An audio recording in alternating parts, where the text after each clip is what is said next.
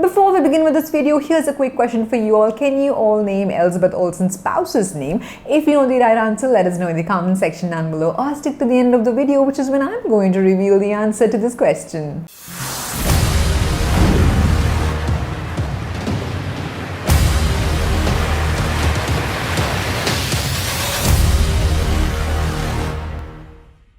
In today's video, we're going to look at critic reviews for Doctor Strange in the Multiverse of Madness.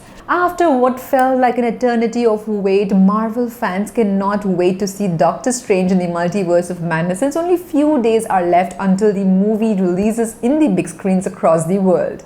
Already being billed as one of the MCU's biggest solo movies in the history, Doctor Strange 2 will open the gateway to dozens of characters from Marvel's past, present and future franchises, following up on more than half a dozen MCU projects dating all the way to 2015's Avengers Age of Ultron. This new adventure has no lack of thrills on the way. While fans are expecting this new outing to break the box office records in the typical Marvel Studios fashion, more anticipation is building towards what the critics think of the movie after the movie's first screenings alongside the world premiere. Following the world premiere event in LA, California, the first critic reactions are coming online for Marvel Studios' Doctor Strange in the Multiverse of Madness.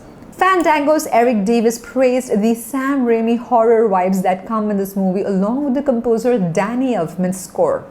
By far the creepiest, gnarliest, zaniest, most haunting and terrifying Marvel movie, Multiverse of Madness definitely brings the Sam Raimi horror vibes, and I love that about it.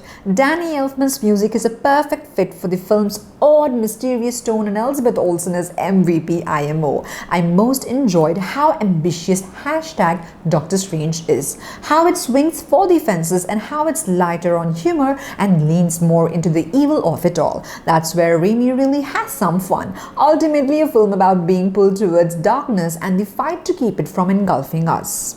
Before we jump into the next video, here's a quick shout out to our Instagram page, FilMonger Official. If you're someone who loves Marvel and DC updates or any kind of Marvel and DC memes, then this is your one-stop shop. Even when you've talked to the city about using a part of the city to shoot on. So anyway, there we were getting a bit of authentic New York for a scene where I'm running out of the sanctum, having just opened the mirror dimension, thinking I've done a great thing, and it all goes horribly wrong. 𝘭𝘰𝘶𝘵 chases me and 𝘨𝘠𝘢 around the city. And as usual, there's a bit of waiting around, there's complex stuff to film. Comic books Jenna Anderson put it simply by saying that the movie rules, while also saying that the movie is something that the MCU truly needed, and it was an absolute joyride to watch the movie. Doctor Strange in the Multiverse of Madness rules. It's inventive, truly weird, and absolutely a joyride to watch. I didn't realize how much the MCU needed something like this. I will have so many more thoughts over at Comic Book very soon. The New York Times Siddhant enjoyed how much Sam Raimi made his mark and called the entire film delightfully silly. Doctor Strange's delightfully silly, pleasant surprise, the best, most fun bits are all distinctively Sam Raimi. Variety's Clayton Davis was thrilled that the Marvel fandom finally got their horror movie and that fans will have their minds blown once they get to see this new story. Well, Marvel fans finally got their horror movie. Doctor Strange in the Multiverse of Madness is dark and wildly imaginative. Creation from the twisted and brilliant mind of Sam Raimi.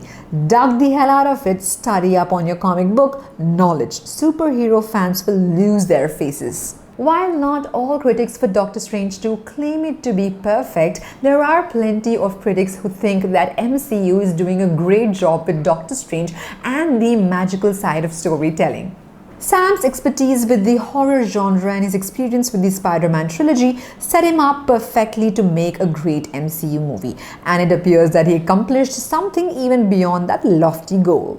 There's possibilities in all of us that remain there to be found and tapped into and developed and enjoyed.